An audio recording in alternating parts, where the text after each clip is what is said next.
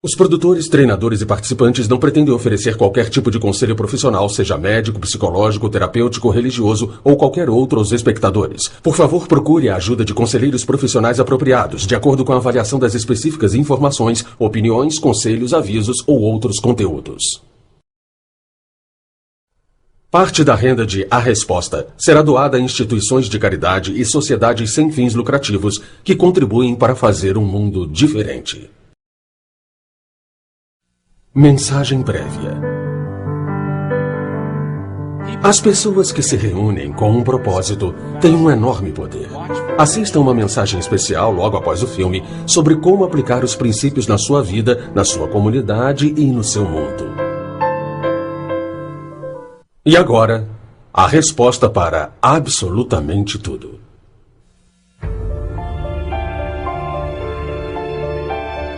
O que você quer na sua vida? Quem sou eu e por que estou aqui? Quem é você? Por que está aqui? Quem é você? Como eu posso produzir felicidade na vida quando eu não estou feliz? Por que algumas pessoas sofrem quando aparentemente outras não? Como recuperar a experiência do amor com o meu parceiro ou com meus colegas de trabalho quando na verdade não é o que eu estou sentindo? Qual é o objetivo disso tudo? Vivemos nossa vida a esmo ou planejada, por acidente ou por escolha. A resposta para absolutamente tudo explora as questões fundamentais do que é preciso para viver uma vida plena e satisfatória.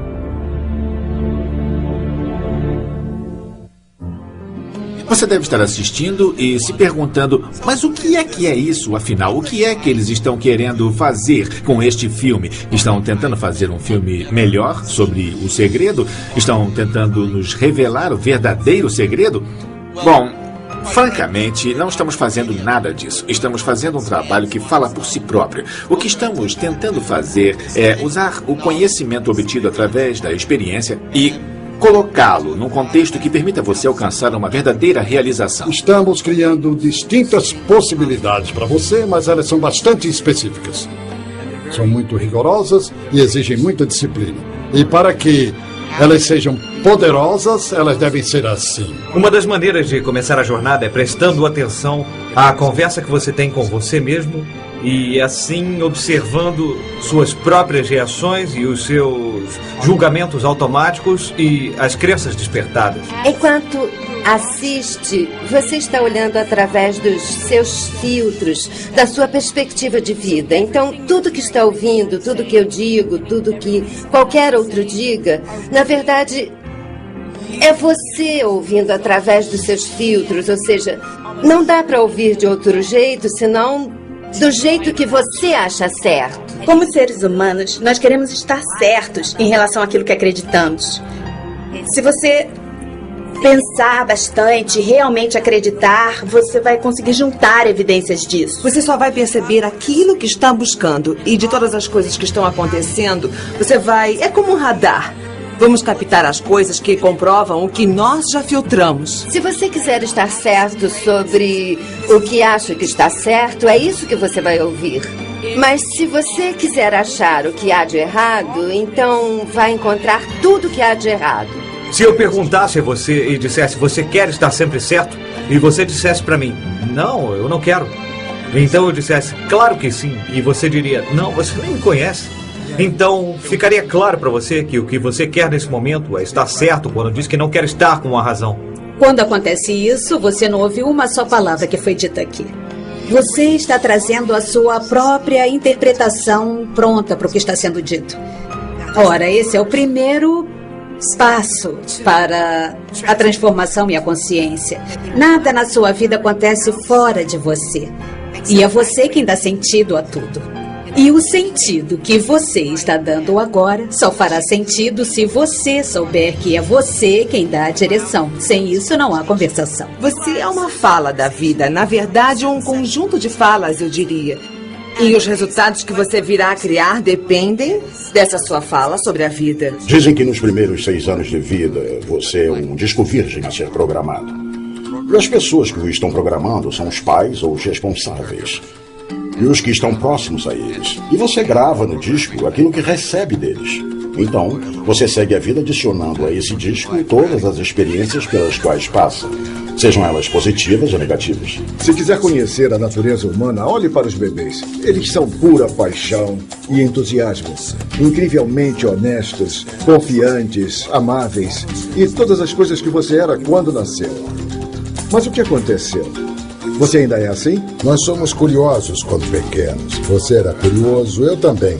Tínhamos apoio, alguém para nos levar para passear, para nos alimentar, para nos banhar, para nos vestir. Num certo momento, começamos a nos afastar de nossos pais. Fomos para a escola. Começamos a lidar com outros seres humanos do nosso tamanho. Começamos a competir e nos relacionar com os outros. Se não aprendemos a nos relacionar em casa, vamos ter problemas quando tivermos que lidar com os outros. Quando somos pequenos, somos condicionados. As coisas acontecem e nós somos condicionados a enxergar a vida através de uma única lente. A vida é isso. A vida tem que ser assim. É como se usássemos óculos com lentes azuis. A realidade passaria a ser essa. É assim que a vida é.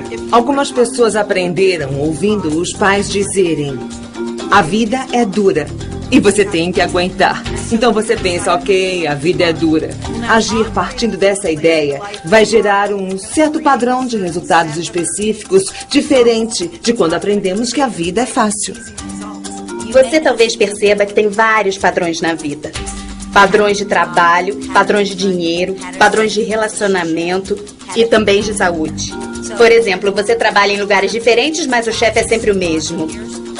Eu dizia que tive o mesmo chefe por 10 anos, apesar de ter trabalhado nos 10 trabalhos diferentes. E olha que eu já até trabalhei para uma mulher, porque era a mesma coisa, era eu que criava a mesma pessoa na minha vida. A minha crença na época era de que precisava de alguém para me dizer o que devia fazer, alguém forte e controlador que me dissesse o que fazer.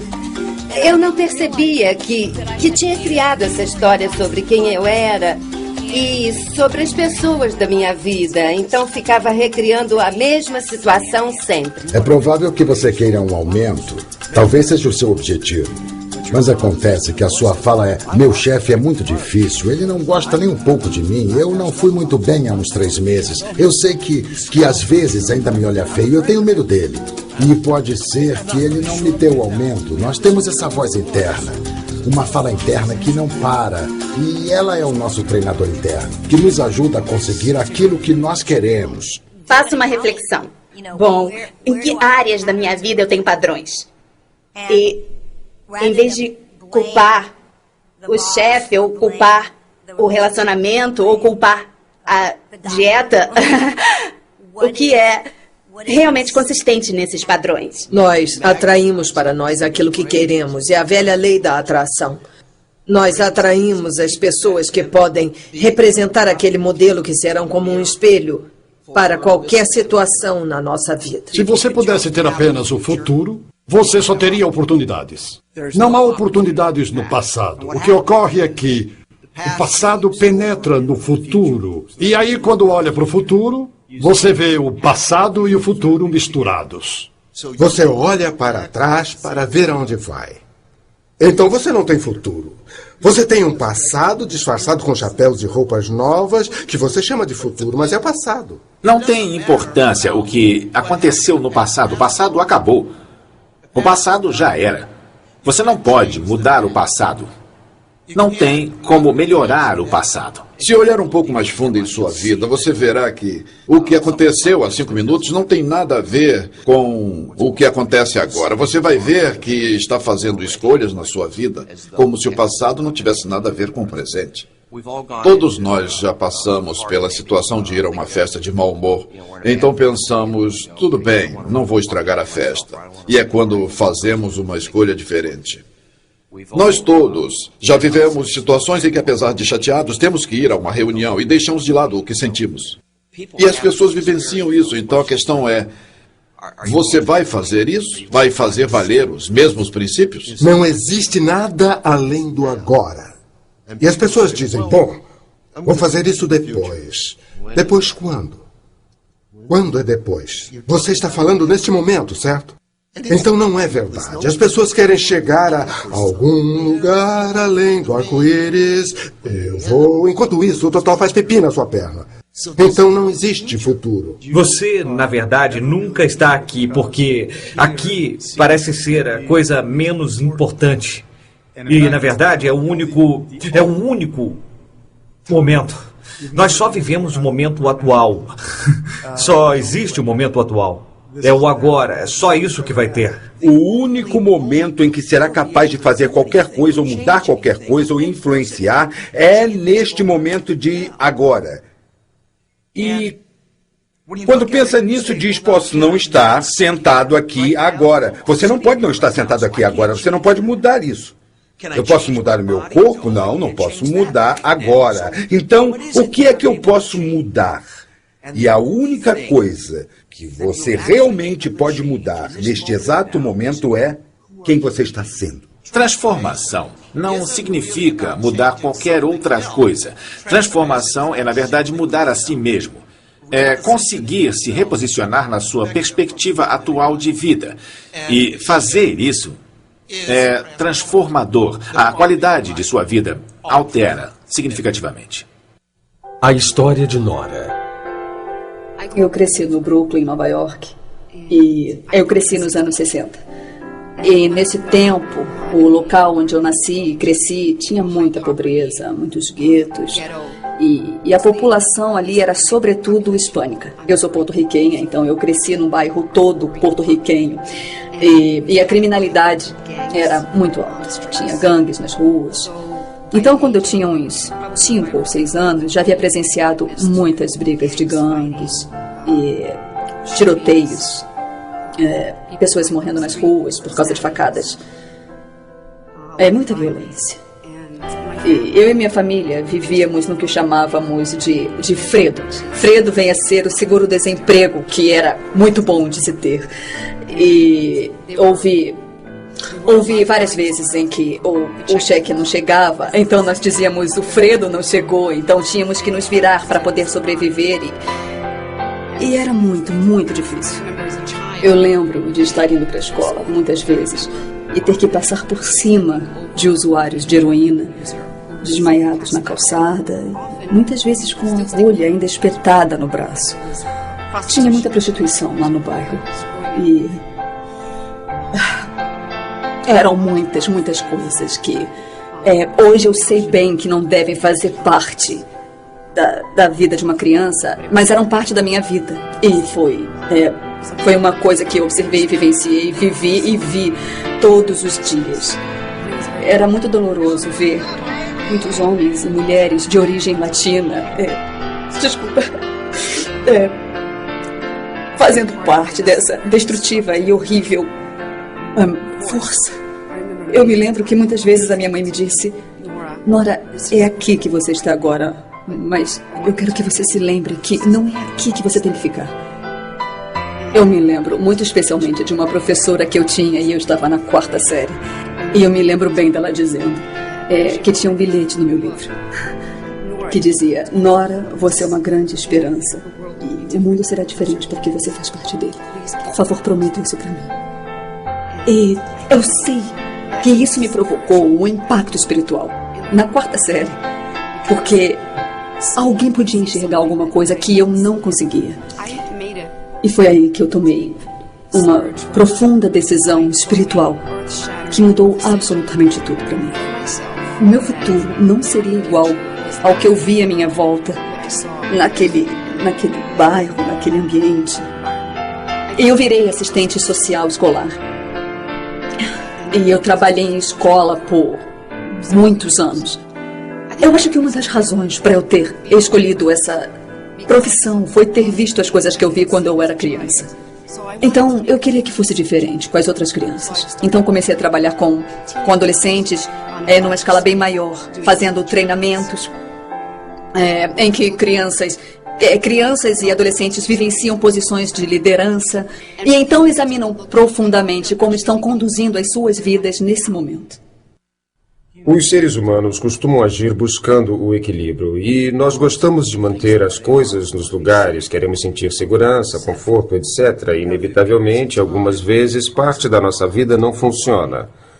Então, começamos a nos questionar e a nos sentir inseguros e confusos.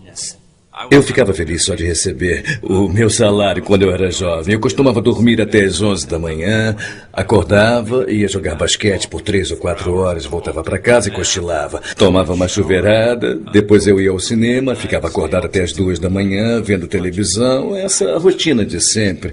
Levava uma vida folgada. Quando saí da faculdade, eu abri 6 empresas diferentes de imóveis, de construção.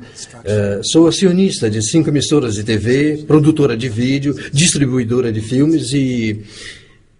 eu estava fazendo o que tinham me ensinado, estava fazendo o que a minha família tinha feito, meu avô, meu pai. Eu fiz muito bem, segundo os padrões esperados, mas segundo o meu padrão, eu era muito infeliz, eu estava morrendo. O que aconteceu comigo é que eu percebi que alguma coisa dentro de mim começava a crescer, começava a querer existir, a florescer. Intimamente, de alguma forma, eu sabia que eu não era o que eu fazia, sabia que não era aquele que eu aparentava ser. Mas quando eu não era totalmente sincero comigo e perdi o contato comigo mesmo, não me sentia bem com isso, fui me sentindo pior e uma parte de mim percebia isso. Um sentimento de que está faltando alguma coisa, de que há algo de errado com você, com sua família, com seu emprego, algo errado até na condição humana, de certo modo. Acho que a maioria de nós, quando se aquieta de verdade e observa, percebe e sente essas coisas e diz, está faltando alguma coisa. O que é essa coisa que está faltando? Se estamos falando de uma coisa que é importante, estamos falando isso de propósito, porque é muito mais do que uma boa ideia. Não é uma coisa que você queira ver acontecer, tem que haver uma força. E é bem mais irresistível que isso, é uma coisa que faz a gente pensar, puxa, isso é importante, isso define quem sou eu. E é tão importante que eu vou ter que reinventar quem eu sou para que de fato aconteça. Você só se sente pleno se estiver ciente de quem você é. Para se sentir realmente pleno, você tem que se sentir totalmente presente. Sentir plenitude e satisfação sendo você mesmo. Se você está esperando que o motivo venha de fora, por uma mensagem, por alguma coisa que você vai receber, você pode esperar por muito tempo. Considere a possibilidade de você participar profundamente no processo de criação, com consciência e alerta como ser humano. Procure criar o seu motivo e deixe que ele mesmo inspire você. A história de Steve. Eu tinha sorte. 2 filhos ótimos e gostava da minha vida. Gostava da casa, do meu emprego, gostava da igreja. Tudo era ótimo. Não era nenhum presidente nem nada, mas era um gerente. Eu tinha uma vida ótima. A minha mulher engravidou novamente e descobrimos que o bebê tinha síndrome de Patal. É super grave e fatal também. Ele viveu por 8 dias. Mas perder um filho virou nossa vida de cabeça para baixo. Nessa época, dávamos apoio a algumas pessoas que trabalhavam no Quênia e eles retribuíram. Por que não vem para cá por um ano? Minha mulher sempre quis trabalhar na África. Eu nunca quis. Mas quando o bebê morreu, eu senti que deveria fazer alguma coisa para realizar os sonhos dela. Gostaria de dizer que foi um ato nobre, mas na verdade foi uma espécie de fuga. As pessoas comentavam e eu só queria estar num lugar onde ninguém soubesse, onde ninguém comentasse. Perder um filho, experimentar a perda de um filho, faz o mundo ficar diferente. Tudo se torna diferente. Essa é a verdade. As coisas que me importavam antes, sei lá, procurávamos uma coisa melhor e, bem, não faz a menor diferença agora. Eu não sabia direito onde estava me metendo. Tudo era tão diferente do que eu havia imaginado. Eu fiquei em estado de choque. Talvez por um mês. Nós fomos a uma escola e todas as crianças estavam deitadas no chão e o chão era de terra. Eles não costumavam deixar as crianças fazerem isso. Então perguntei à professora o que estava vendo. E ela respondeu, hoje é quinta e eles não comem desde segunda. Quando eles se sentam eretos, desmaiam.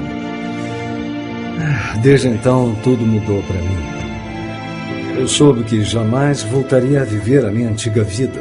Nós fizemos uma pesquisa e vimos que o Quênia não poderia sair da pobreza sem vencer a desnutrição. O cérebro não desenvolve direito sem a alimentação necessária.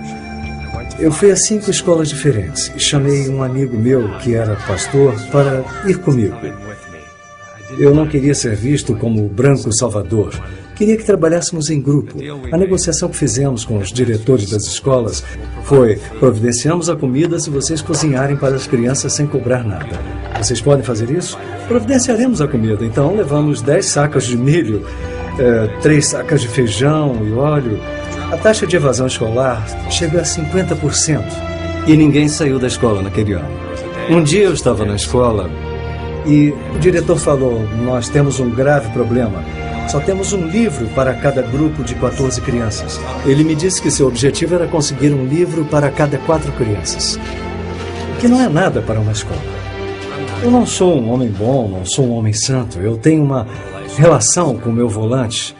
Quando estou zangado, eu bato nele.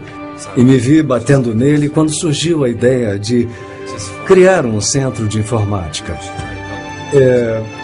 Eu procurei um amigo meu que é empreiteiro e disse a ele o que eu queria fazer. No fim de semana seguinte, ele já tinha as plantas. Nós conseguimos um container usado, limpamos bem por dentro, colocamos chão de madeira, prateleiras e abrimos janelas. O container tem 5 centímetros de espessura. Não dá para ser arrombado facilmente. Colocamos energia solar, o que foi uma solução bem barata, porque nenhuma escola tinha eletricidade ou água. Grande parte da zona rural do Quênia não dispõe disso. E eu nunca vou me esquecer de uma criança que me disse: quando você chegou, disseram que era para fazer um centro de informática, mas eu não acreditei. Então eu o levei até o centro. Eu segurei os dedos dele e teclamos o nome dele. Ele começou a chorar e disse: agora eu acredito. A solução para os problemas do Quênia devem vir das crianças quenianas, dos cidadãos quenianos. Os estrangeiros podem ajudar, mas a verdade é que a solução para os problemas deve vir da própria população. No final do nosso programa, eles devem ser capazes de realizar o teste do Microsoft Office. Vão saber programação, vão saber mexer no Access, Word e Excel. Enfim, serão empregáveis. Eu acho que, após conhecer a África, nós nunca mais somos os mesmos. Quando nosso filho morreu e nós fomos para o Quênia, perguntei à minha mulher se ela pensava em adotar uma criança. Ela só conseguiu chorar. Era doloroso para ela. Nós tínhamos um amigo que trabalhava num orfanato. Há cerca de 1 milhão de órfãos da AIDS no Quênia. Ela pegou uma bebezinha e a funcionária do orfanato perguntou se ela gostaria de conhecer o bebê gêmeo. Não, eu só quero uma criança. Mas ela voltou e perguntou se minha esposa queria segurar aquele lindo bebê gêmeo. Ela perguntou se o gêmeo era um garoto. Quando a moça confirmou, minha mulher apenas chorou. Ela não tocou no assunto por 1 semana. Mas depois me disse que achava que aquelas crianças deveriam ser nossas. Quando ela ficava grávida, eu sempre dizia: não seria legal se fossem gêmeos? E ela me batia. Então, eu nem acreditei. Bom, voltamos ao orfanato e nos envolvemos facilmente. Às vezes você procura sinais, e às vezes os sinais aparecem para você. Nós ficamos com eles em casa por 2 anos, fazendo petições todos os meses, pedindo uma audiência para adotá-los definitivamente. Mas eles viviam mudando as leis no Quênia.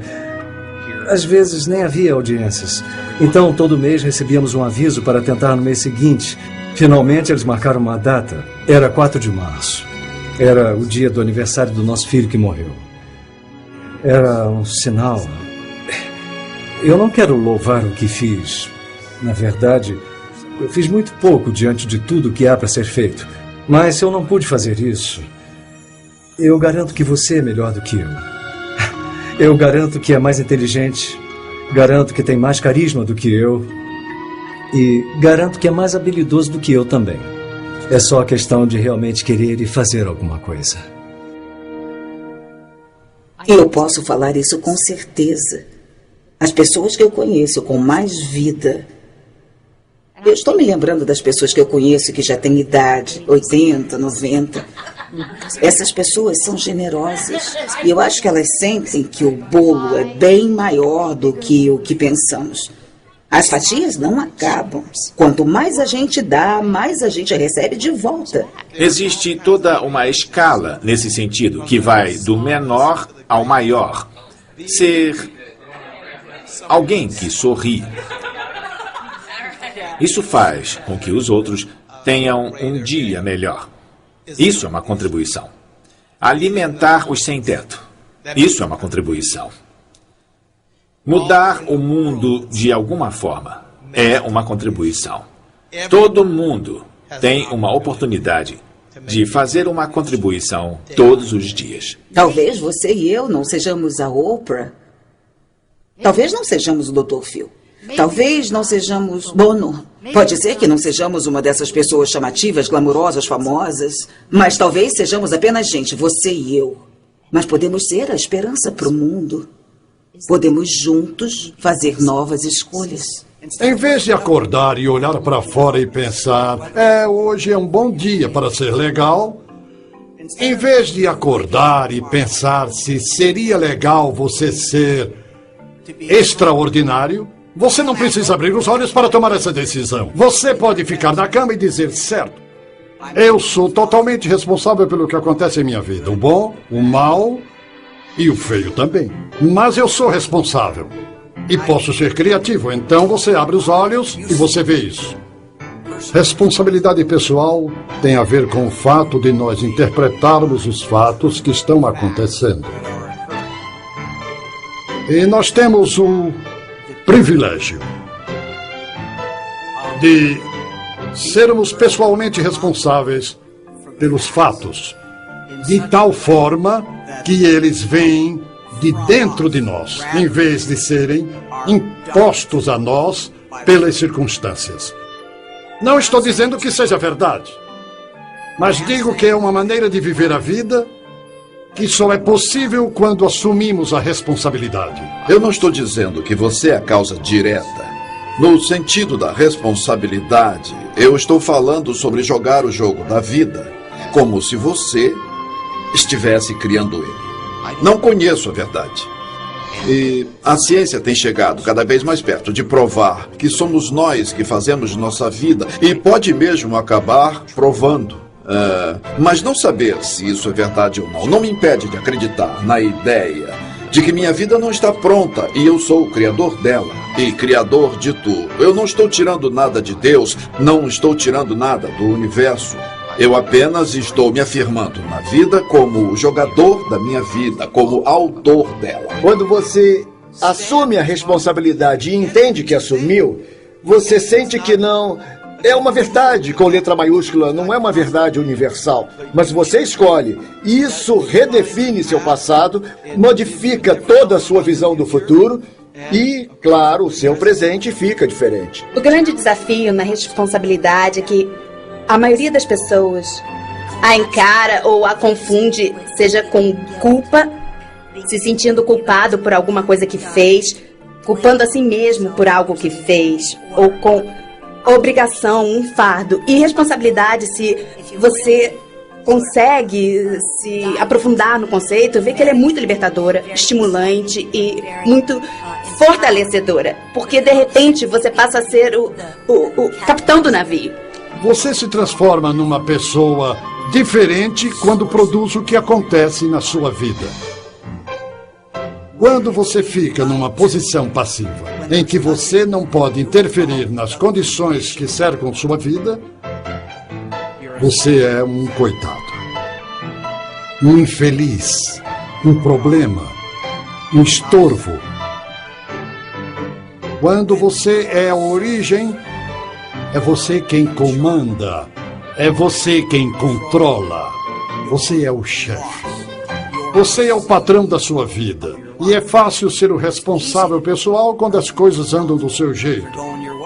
Eu criei isso. Eu comprei essas ações na hora certa. E me sinto feliz comigo mesmo. Epa, eu acho que comprei essas ações na hora errada. E elas caíram. É um pouco mais difícil de se responsabilizar. Mas o jogo é o mesmo. Você tem que assumir o bom e o ruim. Não existe meio termo. Não pode ser responsável pelo que funciona e ter outra pessoa responsável pelo que não funciona. Você é 100% responsável. 100%. Transformação. A palavra transformacional pode parecer um pouco misteriosa. Que tal trabalho de mudança de perspectiva?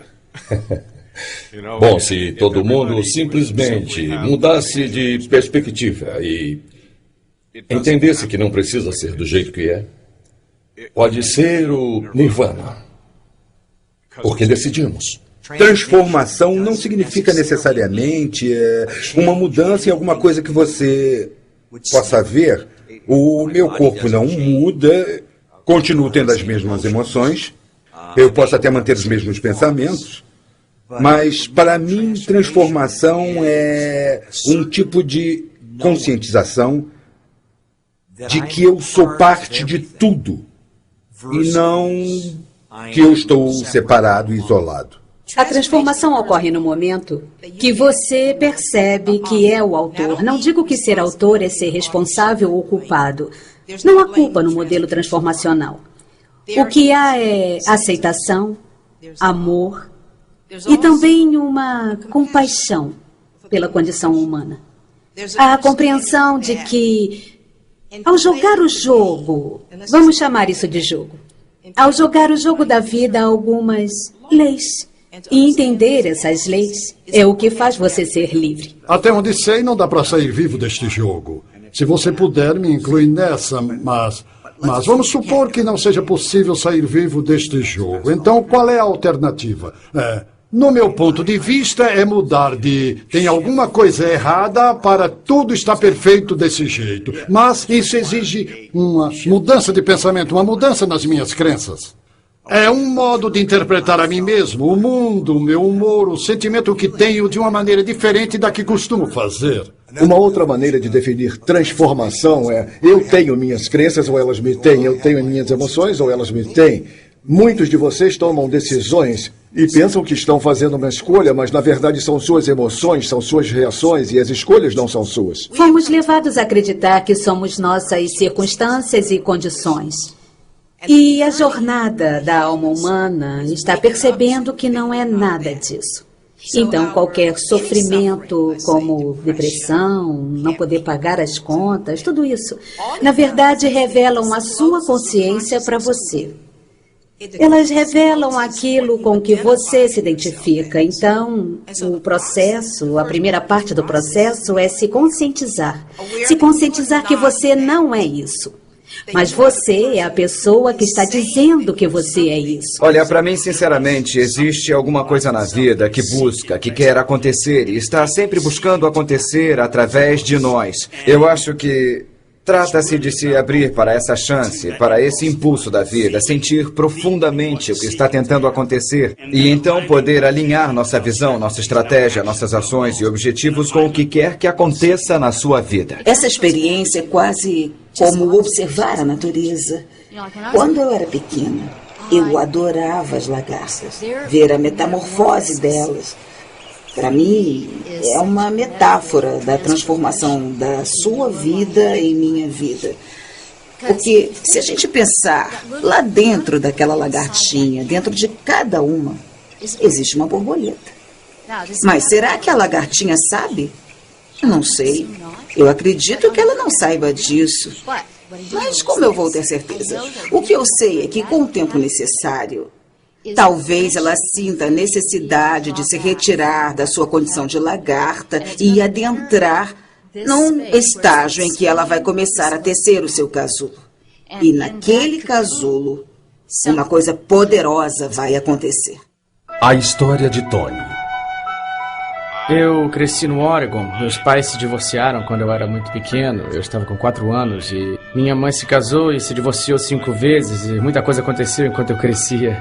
Nós não nos falávamos com frequência, tínhamos regras em casa e uma delas era eu não ser visto. Eu não podia ficar em casa quando eles estivessem lá. Havia muito estresse na casa e, de forma alguma, eu era perfeito. Eu sei que eu aprontava às vezes, mas o ambiente em casa não era dos melhores. E eu sabia desde pequeno que ela não me queria. Então, quando eu fui expulso de casa, aos 16 anos, eu não fiquei muito surpreso. Eu sabia que isso podia acontecer. Eu arrumei o máximo de dinheiro que eu pude, coloquei minhas coisas na mala do meu carro e depois eu me mandei. Passei a maior parte do segundo ano do ensino médio nas ruas, dormindo no banco de trás do carro. Esse foi o pior momento da minha vida. A experiência de viver sem ter uma casa foi muito, muito difícil. Por razões que eu não podia imaginar. Eu mantive segredo sobre o que tinha acontecido em casa para todas as pessoas que estavam à minha volta. Quando eu não tinha o que fazer e esse era o pior momento, eu ficava dirigindo até tarde da noite, até decidir estacionar o meu carro em algum lugar e tentar dormir no banco de trás. Tentar dormir no carro era dificílimo, porque era quando eu me sentia mais deprimido, quando eu me sentia totalmente desesperançoso e eu sentia como se não tivesse uma saída. E depois de um ano nesse processo de construir negatividade em cima de negatividade, em cima de negatividade, de muita frustração, eu percebi que eu não podia continuar daquela maneira. Eu cheguei a um ponto em que não havia mais espaço para continuar naquela direção sem me despedaçar. Foi aí que eu tomei uma decisão muito consciente. Eu não vou me permitir continuar pensando dessa forma, porque eu não posso. Foi aí que eu passei a objetivar o sucesso na vida. Isso passou a ser o meu propósito de vida. E no dia em que eu decidi fazer isso, o que mais me ajudou foi ter compartilhado com outras pessoas. Eu contava para elas quais eram as minhas metas. Falava o tempo todo, falava com todo mundo, todos os meus amigos, todos os meus professores, as pessoas com quem eu trabalhava, todo mundo sabia onde eu queria chegar. Eu criei uma imagem clara de onde eu queria chegar na minha vida e era tão longe de onde estava que me obrigava a me mexer e correr atrás. Aos 19 anos, eu acabei montando um negócio que me rendia um ganho mensal de 6 dígitos e tinha pouco a ver com conhecimento ou com experiência. Naquele momento, eu não tinha nada disso. Na verdade, o que eu realmente tinha era 100% de disciplina, confiança e dedicação. Minha dedicação era total. Eu não conheci meu pai na infância e, embora muita gente me dissesse para procurá-lo, isso nunca foi uma prioridade para mim. Eu acabei quase que por acidente encontrando ele quando eu tinha 18 anos. Eu encontrei não apenas o meu pai, mas uma enorme família que não sabia que existia e que vinha me procurando e procurando minha irmã caçula por quase 15 anos. Eles me receberam de braços abertos e foi uma mudança radical na minha vida. Eu também encontrei minha tia, de quem eu acabei me aproximando muito. Ela é como uma mãe para mim. Agora eu sei o que é ter uma mãe graças à minha tia, a irmã do meu pai. Eu descobri uma irmã mais velha que eu não sabia que existia. Ela tem uma filha e eu tenho uma sobrinha. Agora eu virei o tio Tony. É algo que teve um grande impacto na minha vida. Acho que você pode encontrar um propósito na sua vida através dos eventos e desafios que surgem na sua frente. Acho que, se olhar bem, vai encontrar. Ele está ali. Você pode passar a vida condenando seus pais, condenando pelo que eles fizeram.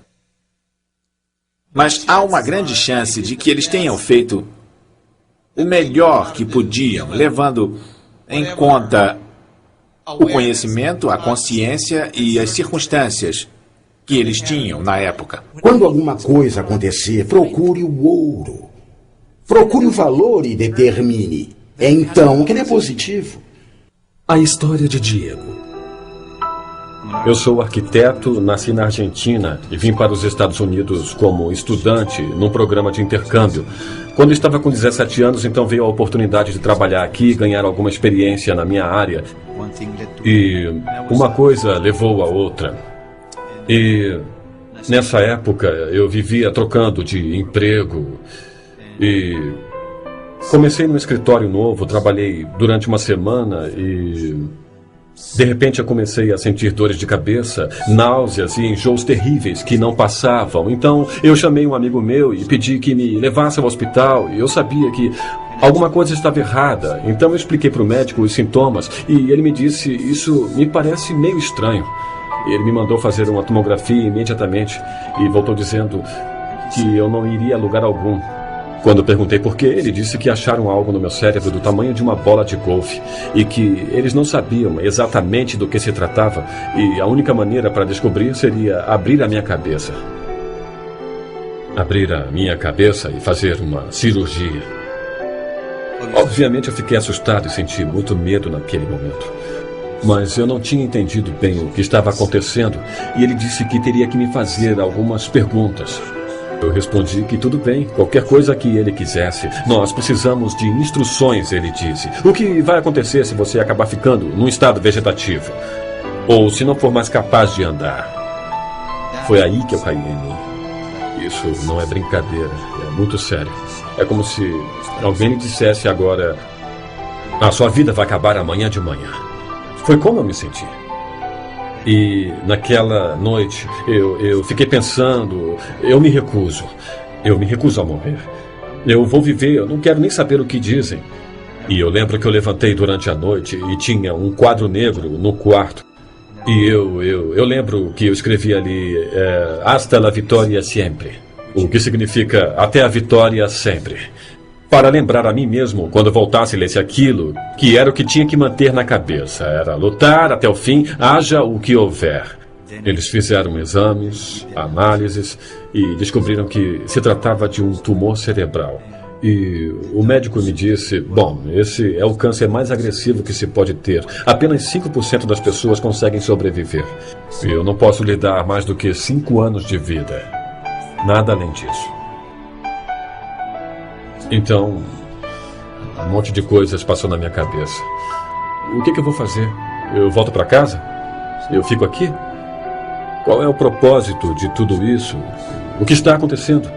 E ele me deu uma lista de médicos para eu procurar. E eu fui ver todos os médicos e todos eles me davam 1 ano de vida e um médico me deu apenas 10 meses. E até que eu fui ver um especialista e que disse: quer saber? Vai sobreviver. É mesmo? Mas como eu posso? Então ele começou a enumerar todos os aspectos. E eu disse: eu quero você como médico. Você está no meu assento do motorista. E então eu comecei a tratar com ele. E então o câncer voltou. E ele disse que dessa vez era necessário removê-lo.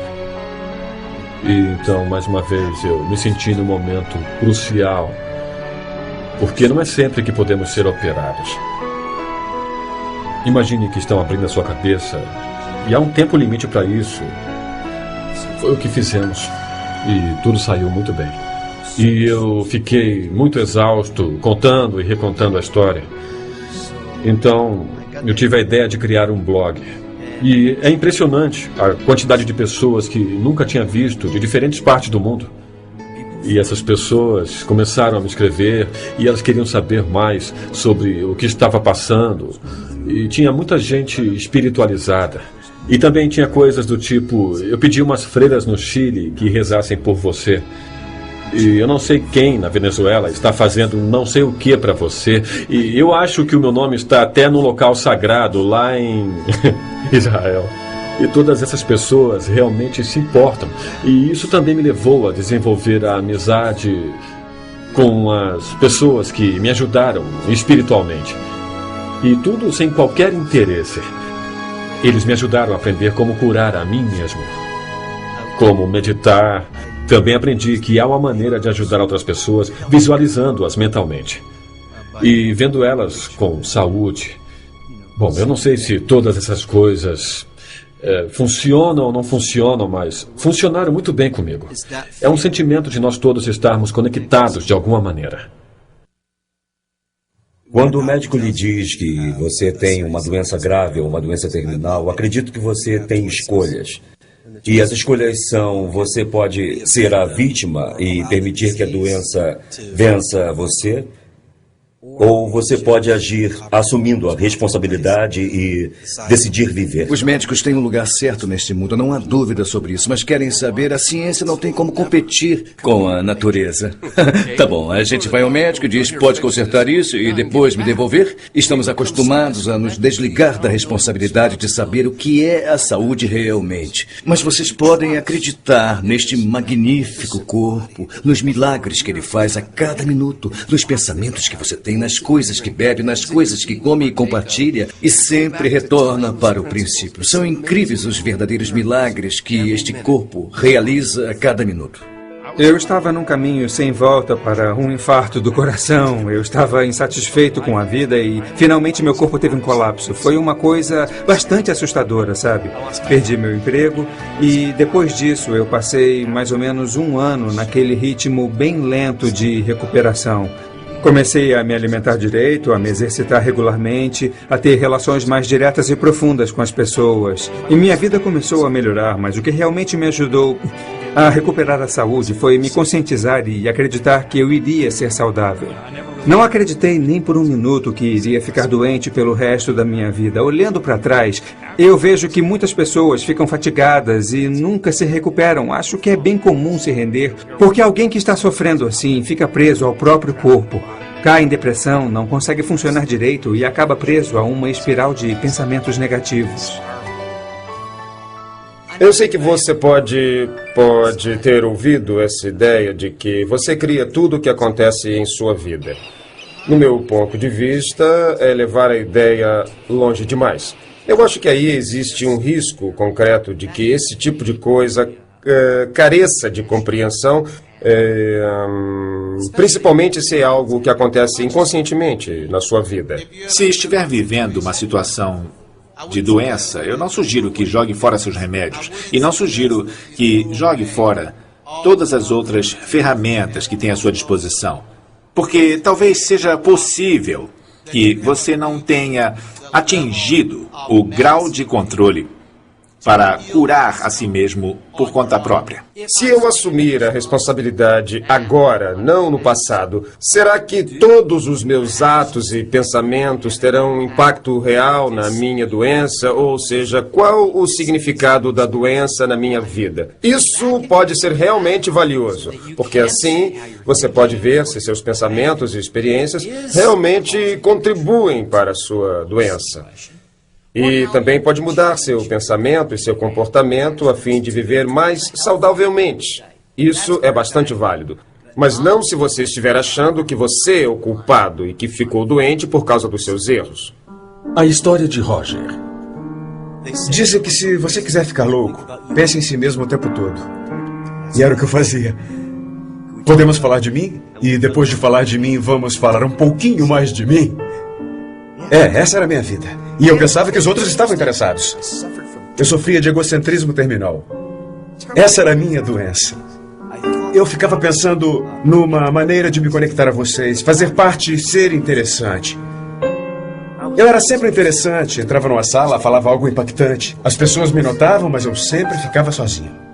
Isolado no meu mundo de simpatia.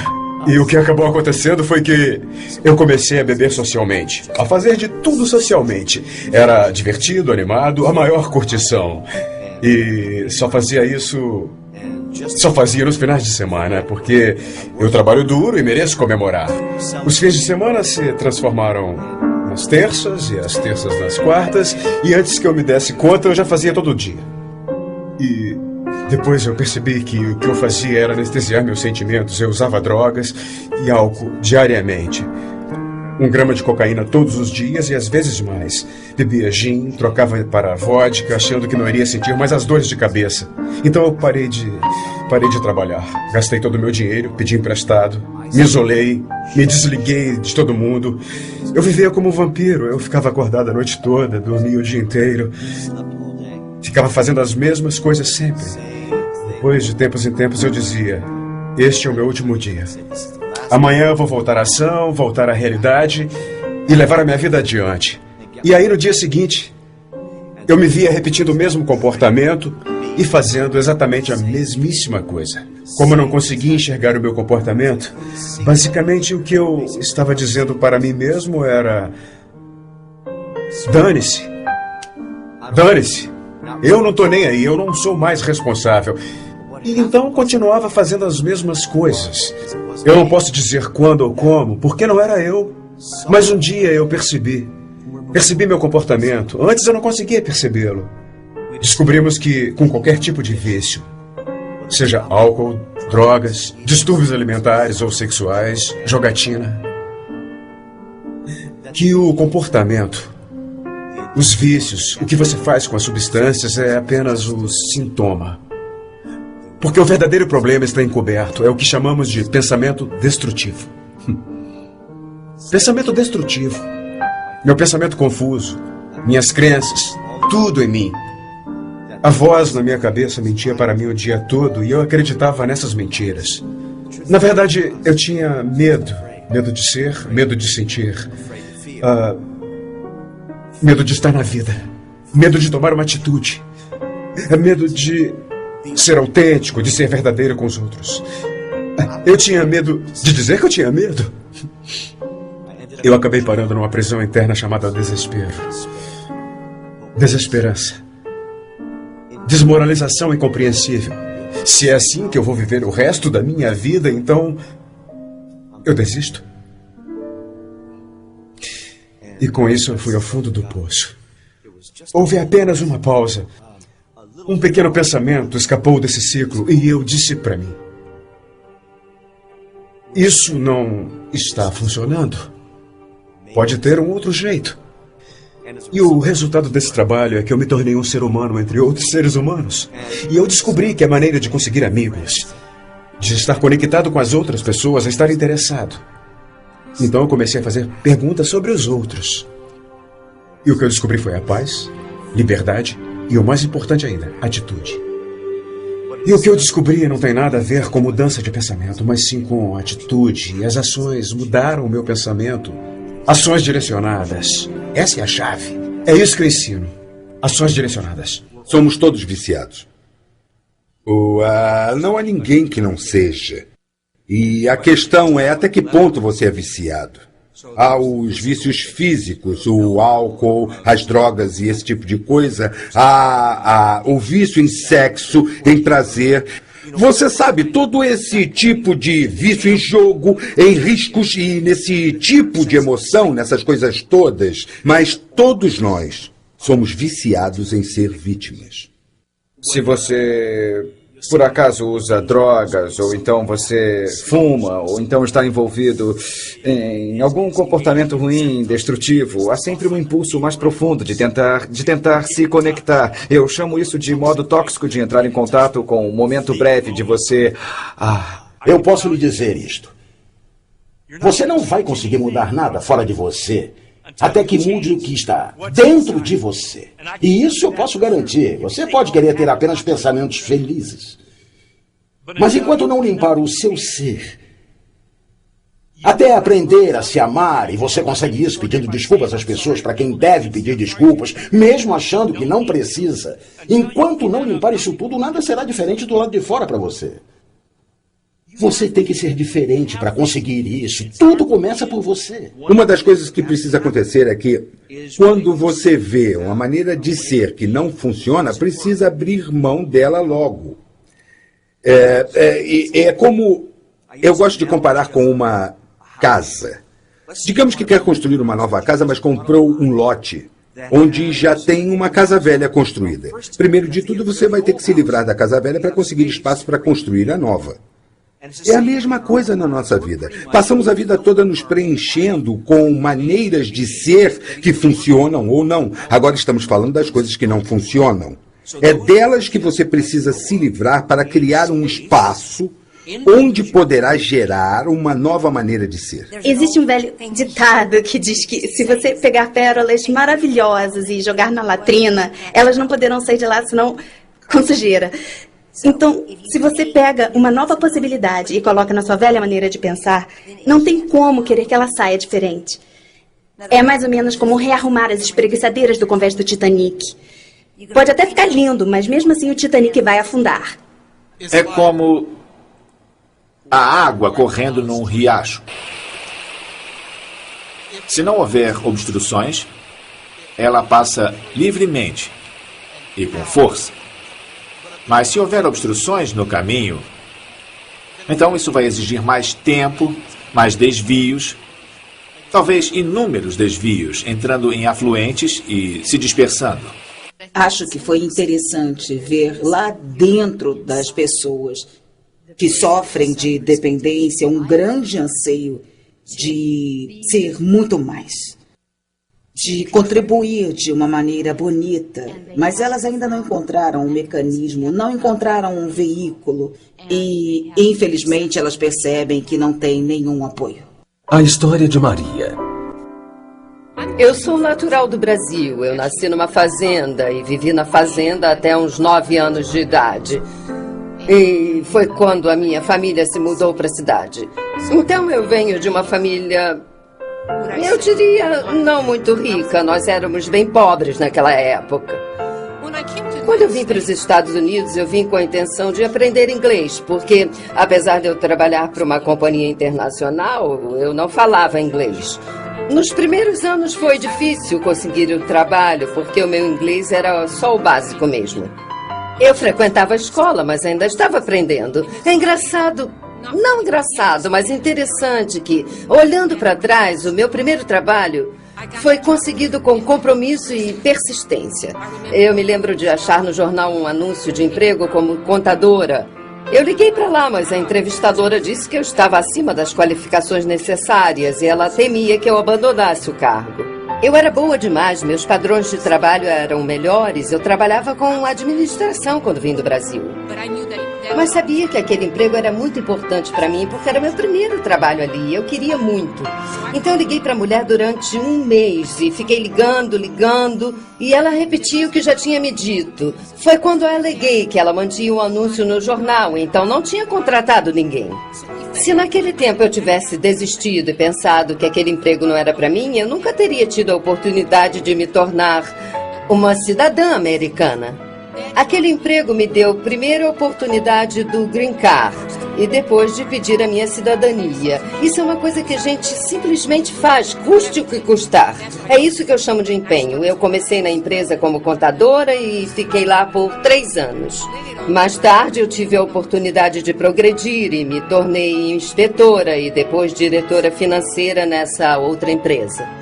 E como diretora financeira nessa outra empresa, me deram a oportunidade de ser sócia, que em 1 ano se transformou de uma empresa de $1 milhão para uma empresa de $40 milhões. Eu estava realizando o sonho que eu sempre tive. Dirigir a minha própria vida e não servir a uma corporação, exercer o meu espírito de empresária e de líder. Eu estava projetando a minha vida. Tudo que eu sempre quis estava acontecendo.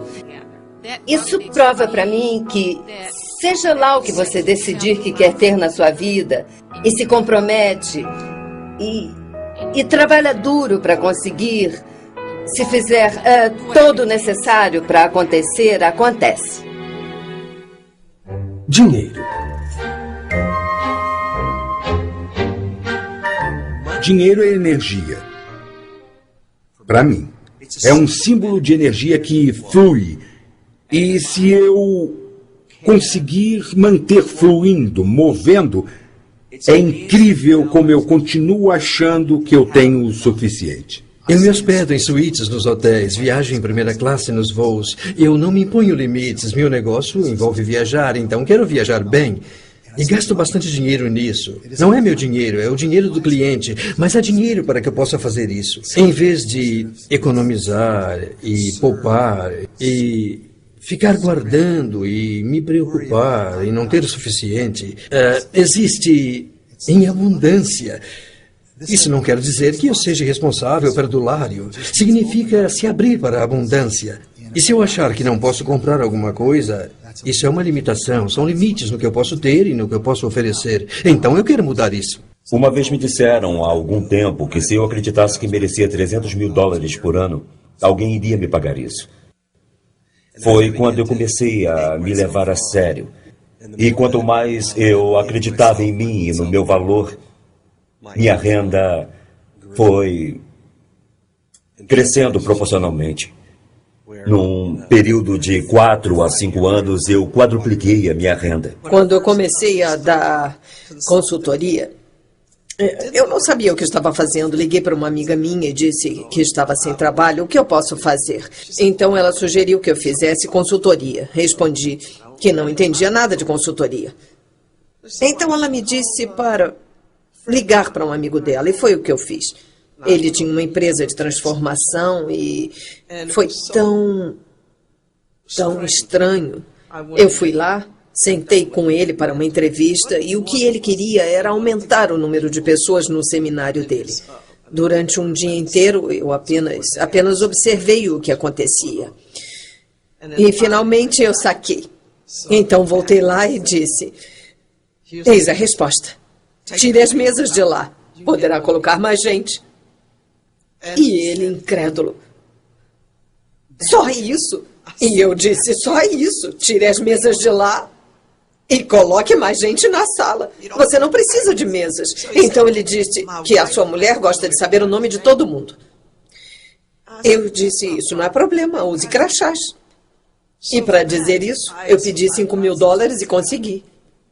Eu pensei: jura? Quando ele pegou o cheque, assinou e me entregou, eu disse a mim mesma: será que eu enganei ele? Será que é de verdade? É melhor eu depositar logo antes que ele se arrependa e me peça de volta. Dinheiro é neutro, eu acho. Melhor as pessoas boas, eu acho. Pior as pessoas mais. É o que eu acho, mas há exceções para todas as regras, mas dinheiro é apenas um aspecto do que chamo de saúde. Todos nós sabemos como é se sentir doente financeiramente.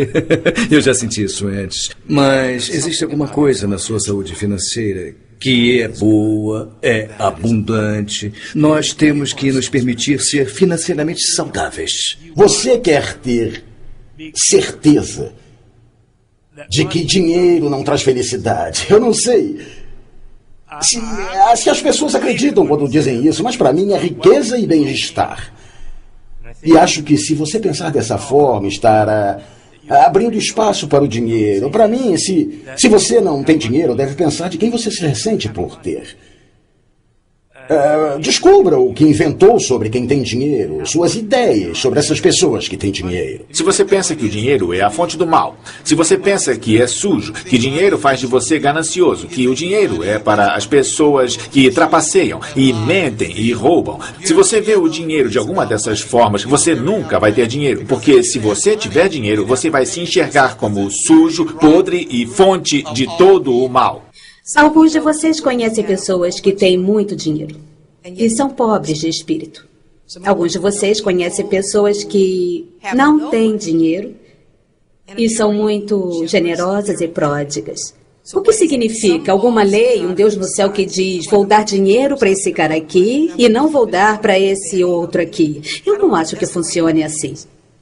Eu vou muito para a Gana. E Gana é um país em desenvolvimento. Lá as pessoas têm pouquíssimo dinheiro. E apesar disso, a riqueza de suas consciências é tanta que sempre que eu saio de lá, eu me sinto mais rica. Não em termos de dinheiro, mas rica em termos de espírito. Rica por estar num grupo de pessoas que não se definem apenas pelo que têm ou apenas pelo que fazem. A definição que dão a si mesmos vem de como se relacionam com a vida, do relacionamento entre si, como seres inteiros, perfeitos e seres completos. Parte da prática do dinheiro vem da prática da apreciação. Se você aprecia o que tem, vai conseguir mais disso. Mesmo que tenha apenas $1 na sua carteira hoje, se apreciar esse dólar, então vai começar a atrair para a sua vida muito mais coisas para apreciar, porque a sua mente vai se abrir para as coisas que você aprecia. Em vez de olhar para o dólar e dizer: eu só tenho $1, o que eu vou fazer com $1? $1 não é nada, não vai pagar as minhas férias. Se você pensa em ter dinheiro só para si, provavelmente não vai conseguir muito. Se você pensa no dinheiro como consciência de riqueza para que você seja o maior contribuidor para a sua família, sua comunidade e o planeta, provavelmente você vai ter mais dinheiro do que poderá gastar. Ou poderá doar. Você deve ser rico, ter dinheiro. Você não pode ajudar quando é pobre. Você se sente bem por ter dado $2 para um sem-teto, mas isso é nada. Construa um abrigo para os sem-teto. Fique rico, construa um abrigo para eles. A história de Matt Morris. A Success University é a empresa online mais popular na indústria de desenvolvimento pessoal. A gente ouve de 60 a 70 oradores, treinadores, autores, algumas das pessoas mais famosas do mundo. A gente pega o conteúdo e transmite para os alunos em uns 175 países.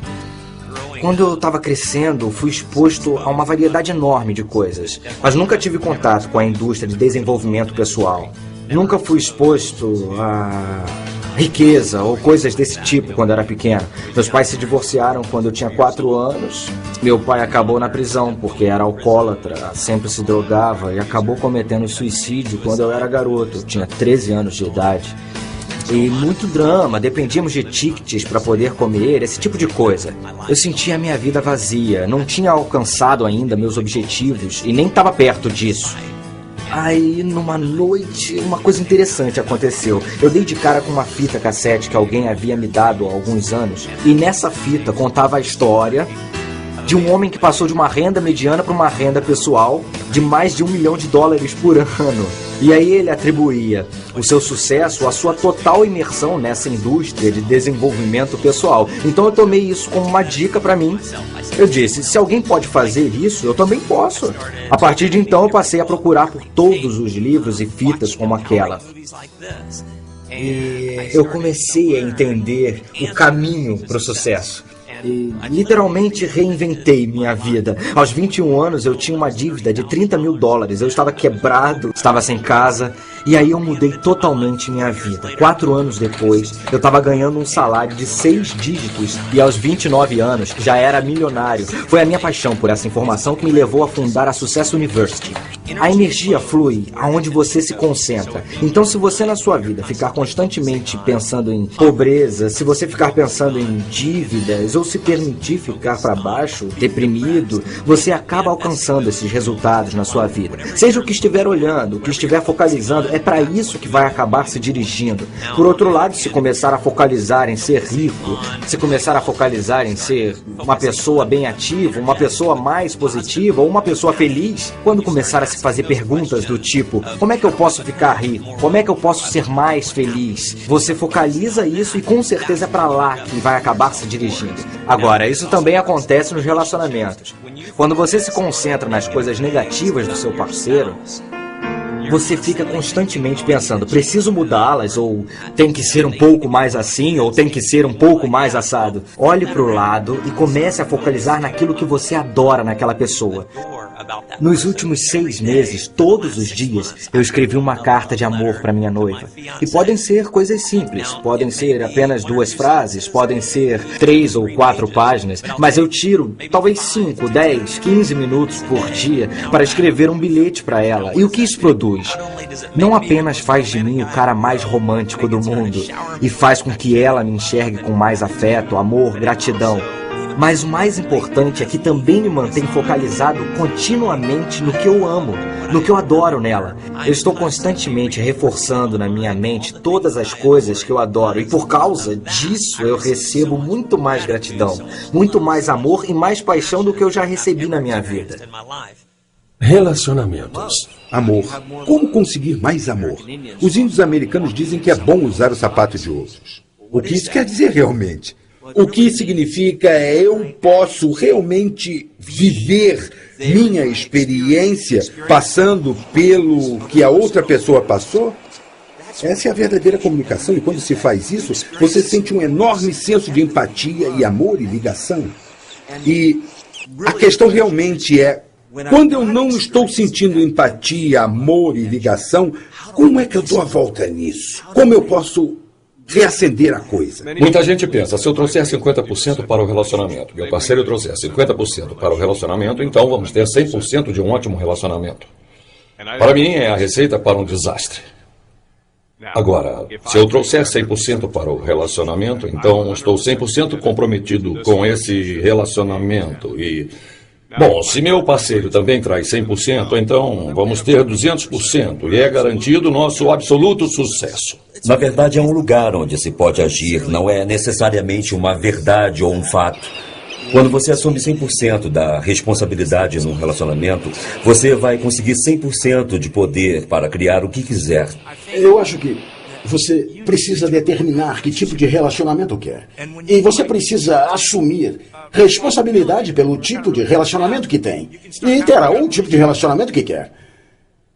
Quando eu escuto tal pessoa é assim, como eu posso mudá-lo, que está errado. Ora, como você tem sido? Se você está aborrecido, está aborrecendo. É simples assim. Se está entediado com seu relacionamento, então levante-se e faça algo diferente. Acredito que esteja num relacionamento porque você o diz. E você deseja pagar o preço ou assumir as ações necessárias para criar o que quer no relacionamento. Num certo nível, escolhemos se queremos estar num relacionamento. Quando a gente se entrega a um relacionamento, se pergunta coisas que apontam para outras coisas radicalmente diferentes, coisas tipo, como posso contribuir para que ambos sejamos pessoas melhores e tenhamos experiências mais ricas na vida? Indiferente do quanto isso seja difícil e das bobagens que a gente possa fazer, porque todos fazemos bobagens, eu vou me manter firme, não importa como. Num relacionamento, as duas pessoas desejam união e liberdade. Frequentemente acontece de nos sentirmos unidos, mas depois oprimidos. Muito sufocados, nos afastamos para ter mais liberdade, aí nos sentimos desconectados, então voltamos, e aí vem juntos, separados no relacionamento. É preciso esforço para manter um relacionamento. É preciso bem menos esforço para se desligar. Bom, existe muito mais alegria quando se está junto do que quando se está desligado. É a velha história. Preço, recompensa. E digo que o preço para o desligamento é muito, mas muito pesado. E a recompensa por estar ligado é valorosa demais para desperdiçar. Eu prefiro a palavra dança para expressar o relacionamento. A cada dia uma dança diferente. Por que não? Nós, como seres humanos, não somos os mesmos no dia a dia. A pessoa que você é hoje não é a mesma da semana passada, é? São coisas que você aprende. Novas conscientizações, novos arrais. E a pessoa que, enfim, o seu parceiro também não vai ser o mesmo. Então você precisa aprender a dançar juntos. Bom, em certo momento eu posso decidir, isso não é o que eu quero. Mas não baseado em como a outra pessoa tem sido comigo, mas sim nas minhas escolhas. Negócios. Aplicar distinções transformacionais no mundo dos negócios é realmente uma questão de recorrer à cultura. Negócios geralmente querem diferentes resultados. Alguns até querem mudar suas atitudes, mas muito raramente eles tentam escapar de seu contexto ou até mudam a sua cultura. Algumas práticas nos negócios funcionam e há outras que simplesmente não funcionam. Ora, se consegue distinguir entre o funcional e o não funcional, você mantém o não funcional buscando um resultado que não está à disposição. Minha carreira tem sido causar reviravoltas em grandes multinacionais porque elas não funcionam direito. E isso é porque as pessoas e os diferentes departamentos estão indo em diferentes direções. Não é o caso de dizer que não estão trabalhando duro, porque estão fazendo isso. Mas, infelizmente, existe um ambiente de culpa, desconfiança e acusações, porque as pessoas não sabem para onde estão indo. Eu me lembro quando a Wells Fargo se fundiu com o First Interstate Bank. 1.600 gerentes não se conheciam mesmo após 1 ano e meio de fusão. E eles se enviavam memorandos dizendo, cooperem, colaborem. Claro que todos que recebiam o memorando diziam, isso é uma boa ideia, mas nunca aconteceu. Comunicação, comunicação, comunicação. É a principal coisa numa organização, mas raramente acontece. E devo dizer que, infelizmente, graças à internet, muitos diretores têm me dito que a comunicação dentro de uma organização está diminuindo e está se transformando num grande problema. As pessoas enviam e-mails para pessoas sentadas ao lado delas. A força mais poderosa que pode haver numa organização é a sintonia. Pessoas fazendo coisas diferentes, mas tendo o mesmo propósito, o mesmo objetivo. Não estamos falando de liderança através de ditadura. Estamos falando de se aproximar das pessoas e entender aonde elas querem chegar em suas vidas e fazer com que elas percebam a visão e, às vezes, até sejam coautoras dessa visão. E, a partir desse momento, não interessando a causa, nem interessando o propósito ou o negócio, estamos todos alinhados e juntos nessa visão. Eles sentiram, eu senti, nós sentimos de fato. Nós criamos juntos essa visão e essa autoria. E isso vai fazer valer os altos e os baixos de criar um negócio de sucesso. Pense na possibilidade de cada pessoa da sua empresa estar a serviço de todos os outros na empresa. Se uma empresa cresce e se desenvolve, não é apenas porque é um sonho da organização, mas quando um líder consegue articular a visão de uma organização de tal modo a mover e inspirar as outras pessoas a trabalhar em prol dessa visão, elas trabalham por essa visão porque elas sabem que se a organização ganhar, elas ganham. E se elas ganham, a organização ganha. Liderança é se manter num movimento progressivo para uma direção. É entender que você é responsável, é fonte da divisão, a ideia, o movimento, a ação, incluindo os resultados bons ou ruins. Isso é você. O que eu faço às vezes para me lembrar disso é sair e olhar como a natureza é bonita. E eu já percebi que ela é sempre envolvente, está sempre se recriando, 24 horas por dia, 7 dias por semana, e isso faz com que eu me lembre quando eu estou em movimento e quando eu estou estagnado. Uma das razões para eu gostar de ir para a mata é a natureza. É natural. É assim que vemos a natureza e nós somos parte dela. Nós vivemos aqui no planeta.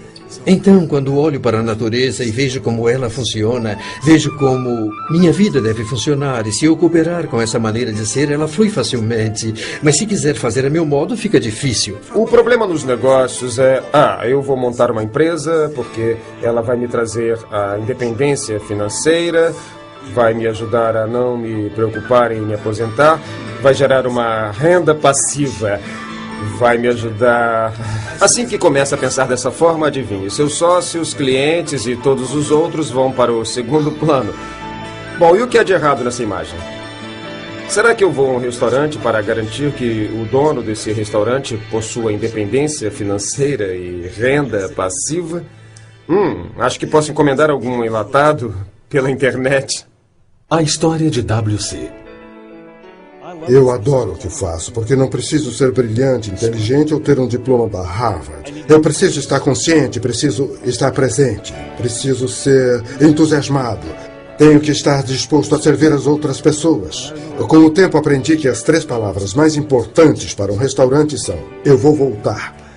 É assim que podemos fazer crescer o negócio. É uma estratégia simples e se resume aos mais básicos dos serviços. Ser uma pessoa autêntica, cuidadosa e prestativa, porque se você fizer isso, aí o universo lhe dá o retorno. E no restaurante você não sabe se vão comer sobremesa ou se vão voltar outra vez, ou se vão divulgá-lo para outras pessoas, mas sei que dando mais, eu vou receber muito mais. Trata-se de fazer com que as pessoas saiam se sentindo melhor do que quando chegaram. As pessoas têm que gostar tanto de lá que mal podem esperar para retornar. Não conheço muita gente que volta a um restaurante apenas porque a comida era fabulosa. Se o serviço for terrível, a hospitalidade ruim e as pessoas rudes, não voltam. Nunca vi darem uma boa gorjeta para alguém de quem não gostaram. Há muito amor quando se deixa o ego de lado. Há muito amor quando se diz: o importante não sou eu, o importante é você. Você está aqui e é o convidado. E pode contar que isso será o suficiente. É preciso saber lidar com o dinheiro, mas se você souber ser hospitaleiro, as pessoas vão sentir sua presença, vão sentir que você se importa com elas e vão voltar. E se você conversar com elas, coisa que se faz muitas vezes, e lhes perguntar: estamos fazendo direito, vocês vão voltar, etc., elas vão dizer: a propósito, o purê estava frio. Mas tudo bem, não se preocupe. Elas se apaixonarão por você, vão se sentir donas de você. E que clientes legais para se ter. Os clientes que saem insatisfeitos nunca vão lhe dizer. Aliás, você também não vai perguntar. Esse é o pior cliente que se pode ter. porque vão contar a 10 ou 20 pessoas sobre a péssima experiência que tiveram. Você tem que ser bom ao fazer a comida e ser bom em muitas coisas, mas deve se preocupar mesmo em tratar bem a pessoa que entra por sua porta e querer que se sinta bem ali. Muitos de nós deseja, quer, precisa, mas quem quer pagar o preço?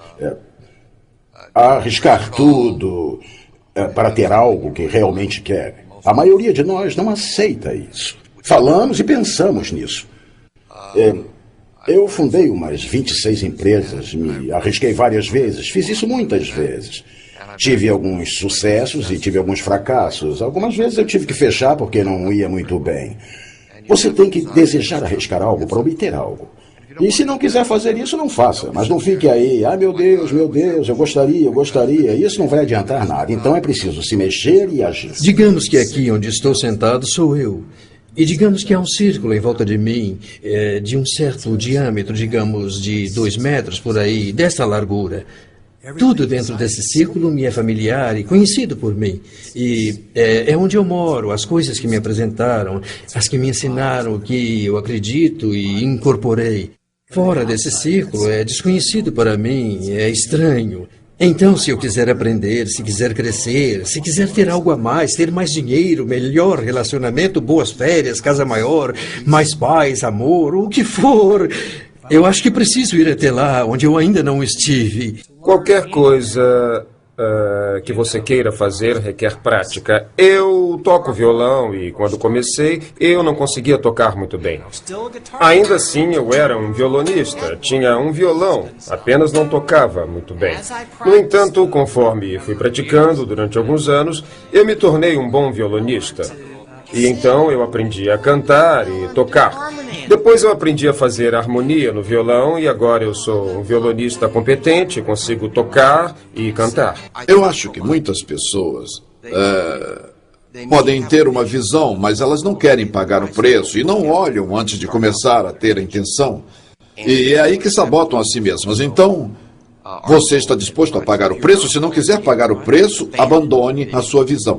É isso que eu ensino a todas as pessoas. Abandone sua visão se não quiser pagar o preço. Ache uma visão pela qual queira pagar o preço. Não é para abandonar todas as visões, mas assim não vai acontecer. A história de Andy. Em 1988, meu saldo foi negativo. Eu estava sem trabalho, sem renda e 9 anos depois eu estou morando na praia. Vivendo a vida que sonhei. Eu não fiz faculdade, eu só estava disposto a trabalhar duro. Eu cresci num bairro pobre. Eu apenas saí para o mundo e trabalhei. E dei duro. Ora, eu não sou mais inteligente que ninguém. E certamente nunca tive uma varinha de condão. Eu só tive coragem. Eu tive paixão e intenção. Então fui para o mundo. E trabalhei todos os dias, sem parar, até obter os resultados, que consistiam com minha declaração. Bom, fiz isso algumas vezes na minha vida. E todas as vezes que o fiz, tive sucesso em alcançar o que me propus a fazer. Não sem desafios, não sem fracassos no caminho, não sem tropeções. Mas eu estava determinado. Se você realmente quiser uma coisa, faça o que for necessário para que aconteça. Esteja disposto a passar por apertos ao longo do caminho. Eu paro e sonho com outras maneiras de fazer dinheiro. Eu vou à luta e às vezes até consigo. Agora, todo mundo vence? Não. Eu conheci pessoas que tinham, digamos assim, trabalhos sem futuro e aí as circunstâncias os forçaram a sair dali e quando eram forçadas a sair, elas saíam e acabavam criando algo muito, muito melhor do que o que tinham antes. Mas uma força as empurrou. E eu acho muito possível que essas pessoas que estão nessa situação de trabalho consigam visualizar o que está para chegar e então tomem uma atitude. O maior obstáculo que eu vejo ou ouço falar são pessoas que não querem correr o risco. E com certeza existe uma correlação entre risco e recompensa. Acho que qualquer pessoa no mundo pode trabalhar duro, se comprometer e criar a vida que sempre sonhou. Existe um sistema que não falha nunca. É consistente. E existem princípios para que isso aconteça. Se nós conseguirmos achar esses princípios centrais e aderir a esses princípios, nossa vida também vai funcionar. Tudo funciona. Conversas que não funcionam. Eu acredito que isso aconteça nos relacionamentos. Eu vou tentar, para ver o que acontece. Já me disseram que tentar é fracassar com honra. Tentar é diferente, porque é claro que você está agindo, mas você está mais comprometido com a luta em si. E o que você realmente pensa, aquilo que o seu contexto indica, é que, na verdade, está fracassando nas suas ações.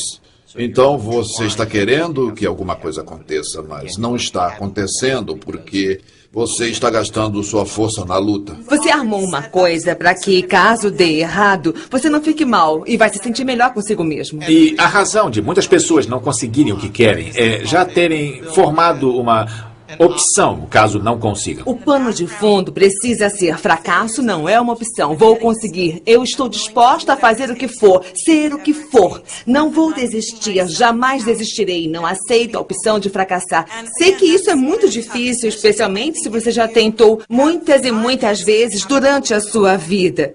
Algumas pessoas ficam presas em: como vou me comprometer com isso se não sei como resolver? Ou se tenho evidências de que não vou conseguir nunca. É fácil dizer: quero mais é que tudo se dane, ou ser superficial, ou sugerir algum exercíciozinho frívolo. Qualquer coisa, sei lá. Mas você pode se deparar com alguma coisa que derrube sua experiência. Por exemplo, digamos que a sua experiência seja conseguir gasolina para o seu carro. Como é que você encara isso? Encara como um sofrimento ou encara como uma contribuição? Uma das áreas críticas é como você estipula suas intenções. É algo específico já realizado ou é como uma cenoura que está ali e você quer alcançá-la ou você não quer alcançá-la? Você quer chegar, mas você não chega. Então sua intenção deve ser: eu já consegui. É meu. Participação integral. A história de Eric. Eu sou filho único. Não tive pai porque ele morreu antes de eu nascer. Desde muito cedo eu tive que cuidar de mim mesmo, aprender a me defender sozinho. Sempre gostei das pessoas. Eu era muito popular entre as meninas na escola, mas era sempre platônico. E daí eu passei por experiências e tudo mais, e aí você descobre que, você sabe, eu sou gay. E acho que o mais difícil é assumir para si próprio. Eu tive muita sorte porque isso não foi um problema para a família, foi algo que eu tinha que resolver, e convicções religiosas também. Aceitar a mim mesmo exatamente do jeito que sou, e isso foi o mais difícil porque eu me assumi gay na adolescência bem cedo. Atualmente sou gerente de corretagem de uma imobiliária em Nova Jersey. Abriram um escritório novo da Keller Williams em Fort Lauderdale e eles estavam querendo um sócio investidor. Então a oportunidade surgiu assim e eu disse sim. Eu sempre voei e aí eu conheci um cara, o Gary, que é dono de um caça russo L-39. Acho que ele o importou e ele mesmo cuidou da aviônica. Há uns 2 anos, perto do 4 de julho, eu pilotei e foi como eu comemorei o feriado. Foi muito legal. Fiz todas as acrobacias, subidas, voltas invertidas, giros, enfim, fiz todas as manobras. É a maior adrenalina, pura tensão, é como o paraquedismo. Também provoca uma emoção extrema, é excitação, eu me sinto poderoso.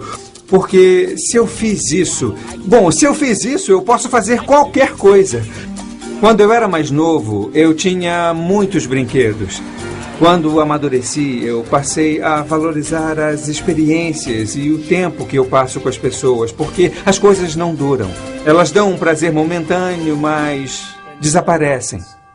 Para quem está de fora, minha vida parece fácil. Eu faço ela parecer fácil porque eu tento incorporar Trabalho com prazer. Eu nunca deixei de agradecer pelas coisas e as pessoas que tenho em minha vida. Trata-se de trabalhar junto, formar um time, uma rede e garantir que aconteça. Participar, se movimentar. Participação integral. É a última parte do relacionamento. Participação integral. O que significa? Significa que quando você sai da cama de manhã, já está na ativa. E quando vai para a cama à noite, está exausto. Por quê? Porque você joga com tudo. Joga sem nada a perder. E, na verdade, você não tem mesmo nada a perder. Porque, como falei antes, ninguém sai vivo deste jogo. Então, se não posso sair vivo do jogo, quais são minhas opções? Jogar com tudo. Totalmente responsável. Como origem, criando do nada. Ir fundo 100% ou se restringir. Garantir que não vai cometer erros. Estar certo. Ser condescendente, julgar, isolar-se e não se relacionar. Essa resposta não é difícil para mim. E acho que para você também não. Eu acho que quando nos importamos e nos engajamos com tudo na vida, participamos fundo da vida. E aceitamos nos arriscar, fazer coisas que possam parecer incômodas, como falar com estranhos. Faz muita diferença para eles e ainda mais para a gente. São pequenas coisas, como se dispor a falar com um completo estranho numa mercearia. É uma coisa tão pequena, mas você nunca sabe a diferença que vai fazer para outra pessoa. E esse sentimento de satisfação por ter feito isso é incrível. A história de Michael. Eu possuo um abrigo para os sem-teto em Las Vegas, que começou com um amigo meu. Ele é um cara rico, que sabia muito bem da importância de retribuir.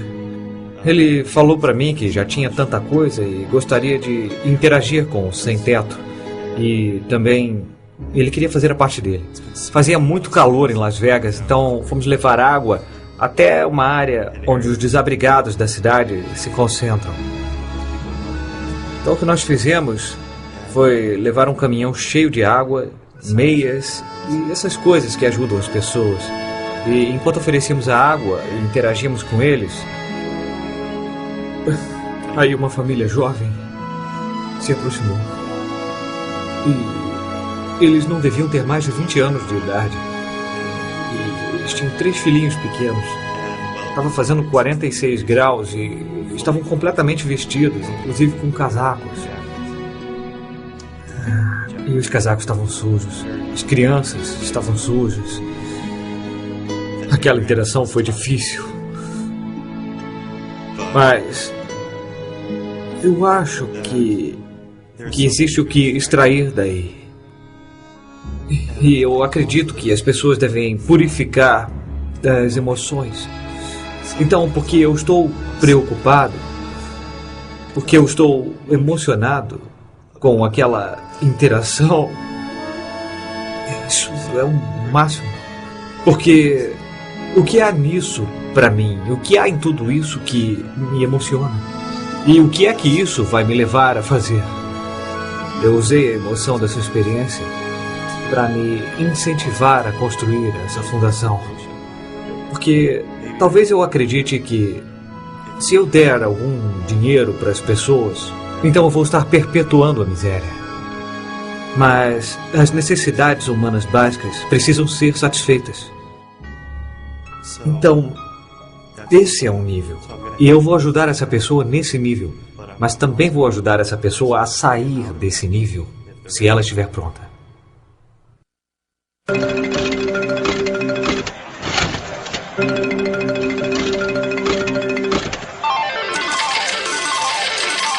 As pessoas perguntam sobre o poder do pensamento positivo.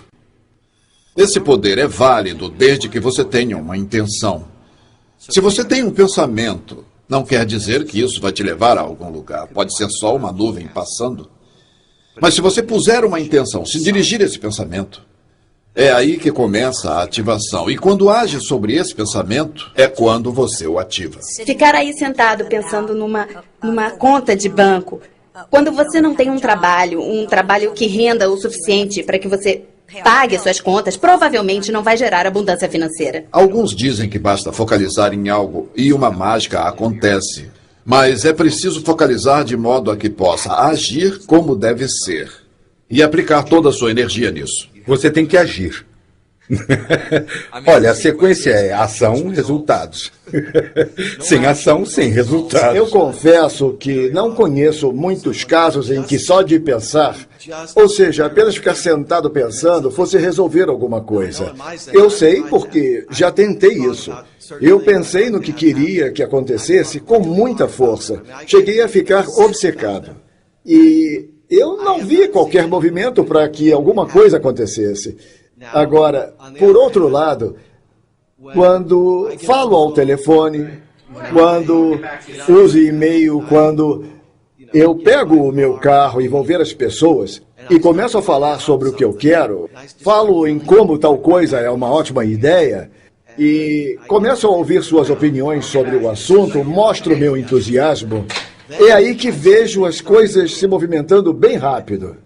Conhecimento é inútil, a menos que a gente use ele. Então, quando obtiver um conhecimento, descubra como usar e ponha em ação. As pessoas que sabem o que fazer com o conhecimento sempre têm sucesso. Só conhecer uma coisa não adianta, tem que saber o que fazer com o que se conhece. Você pode ser uma dessas pessoas que está sempre em ação. Mas ação e ação e ação sem uma visão é apenas desperdício de energia, é só movimento. Isso não vai levá-lo a lugar algum. Mas quando você tem uma visão e tem uma linha de ação, suas chances de obter sucesso são maiores do que de não obter. As coisas acontecem por causa das relações, porque chegamos a acordos sobre elas. E algumas pessoas são craques em fazer isso naturalmente. Algumas têm que se esforçar, a maioria tem que se esforçar. Assim que você entende como funciona, você deve jogar conforme as regras. Então você precisa praticar, até que seja como respirar para você. Aí não pratica mais. É como andar de bicicleta. Se você sabe andar de bicicleta, vai levar um tempo até conseguir a distinção chamada equilíbrio. Mas assim que o atingir, está feito. Pode ficar sem pedalar por 10 anos, mas se eu lhe der uma bicicleta, você vai andar nela. Talvez precise treinar até ficar bom mesmo, mas você já tem a distinção. Quando eu pratico alguma coisa, tanto que até faça parte de mim, faça parte do meu corpo, seja parte de quem eu sou, eu posso relaxar. Aí estou livre para criar. Algumas práticas que recomendamos: manter um diário, meditar, fazer exercícios físicos, ser capaz de ler, de estudar, ficar quieto. Porque quando ficamos quietos e recolhidos, nos tornamos capazes de ouvir coisas que estão muito além do bate-papo. Você precisa ler os livros, ver os filmes certos, juntar-se às pessoas certas, assistir a outros seminários, precisa aprender meditação, talvez até encontrar um mentor. Mas isso é uma mudança de direção, é um foco todo novo. Eu acho que isso é uma coisa muito pessoal. Bom, quer dizer, desde a própria visualização, ver o que você quer, escrever sobre isso, ser detalhista quanto às características, às atitudes, às experiências que quer viver. Algo como cortar figuras e criar um mapa ou um quadro daquilo que você quer. Quanto mais claro estiver aonde quer chegar, seu objetivo, mais fácil será pôr em ação. Eu tenho certeza de que alguns de vocês aí podem estar pensando assim: espere aí. Eu não quero ser o autor da minha vida, o criador da minha vida. Deus é o criador da minha vida. Uma coisa que pode ser confusa neste momento é responsabilidade pessoal. E quando dizemos responsabilidade pessoal, não estamos dizendo que Deus não é todo-poderoso. Apenas dizemos que dentro disso tudo, nós somos responsáveis. Digamos que há algo no universo. Chame como quiser. Se Deus for um pouco demais, tudo bem. Mas há algo neste universo que dá vida a tudo neste planeta. O que é isso? É Deus, é um espírito, é tudo.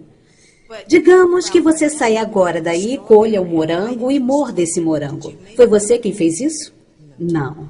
Mas há alguma coisa em ação que faz com que tudo esteja aqui, que eu e você possamos interagir aqui neste momento. E esse trabalho de transformação é grande parte disso. É reconhecer que isso existe, o que é essa força, o que é esse poder. E o próprio nome de Deus em si. E se nos deixarmos levar por isso, vamos tirar nosso próprio poder. O mistério divino expressa sua essência em nós. E o que olha para mim através dos seus olhos e o que olha para você através dos meus olhos é a mesma coisa. Se eu penso em Deus, não penso num cara de cabelos longos e uma luz aqui atrás. Esse não é Deus para mim. Quando eu penso em Deus, penso na unidade da energia. Isso é Deus para mim. E isso encaixa. Eu posso relacionar religião com espiritualidade, com física quântica, com física einsteiniana, com medicina. Está tudo misturado. Basta ver como se relacionam. Olha, tem uma coisa interessante nisso. É o inominável. Qualquer nome dado vira uma limitação. Acontece a mesma coisa com você, não importa o seu nome. Claro que você tem um nome. Billy, Joe, Sam, Bárbara. E isso não é o que você é só o seu nome. Mas sempre que você disser eu sou isso, você estará se limitando. A autoajuda tem a má fama de ser extremamente narcisista. Tudo é sobre mim. Talvez seja verdade. Mas agora o que eu quero falar e vou falar é sobre você. Sobre você ser realmente para todo mundo. E o jeito de nós sermos para todo mundo é nos comprometer a ouvir e falar de uma maneira que enriqueça o relacionamento. O melhor jeito de começar, tendo em mente o final, os resultados, é pensar sobre o fim da sua vida e se perguntar o que você quer dizer no fim da sua vida. E o que você quer que os outros digam de você ao fim da sua vida. A maioria de nós não quer ouvir as pessoas dizendo no nosso enterro: ele tinha uma ótima empresa, tinha muito dinheiro. A maioria de nós quer as pessoas dizendo coisas sobre nós e nossas vidas que são muito mais essenciais. Ao nascer neste mundo, não te dão garantia de que sua vida será um sucesso. Não há garantia de que quando entrar no palco da vida, a plateia estará aplaudindo. Então, arrisque tudo. Divirta-se. Aventure-se. Explore. Experimente. Indague. E se entregue às outras pessoas. Sirva a grande humanidade e você verá a grande humanidade em si mesmo. A resposta para absolutamente tudo. Recapitulando os 4 P's para o crescimento pessoal. O primeiro é propósito. Descubra e esclareça seu propósito na vida. Depois escolha uma atividade que o inspire e o leve à ação. O próximo é princípios. Alinhe suas ações ao fluxo natural da vida e às leis do universo. Depois vem práticas. Elimine seus padrões e hábitos. Identifique o que funciona e o que não funciona e dirija sua energia para aquilo que você quer. O último é persistência. Dê tudo de si, jamais desista. Os passos são: veja, diga, seja, faça, mostre-se, divida, celebre.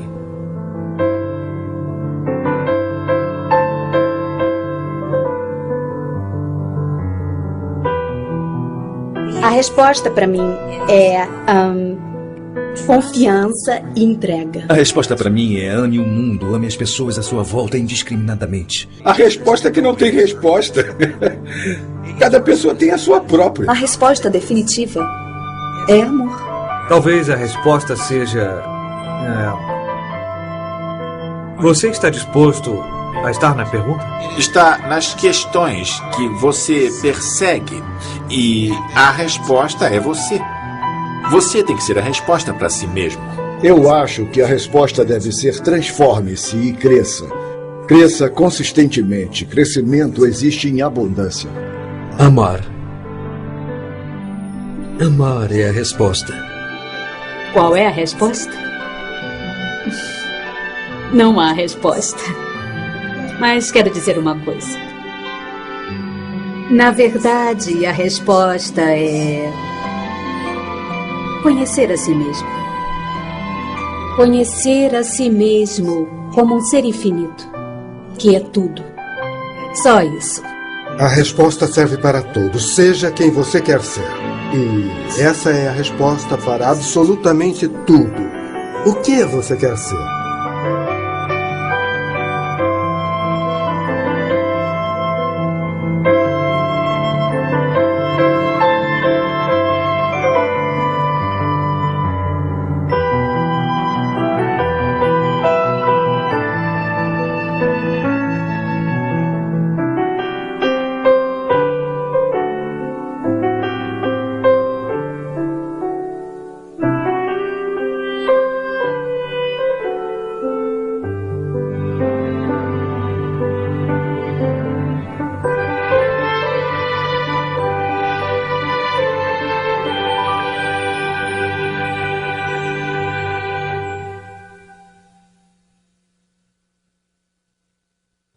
Dê de presente a resposta para todos na sua vida.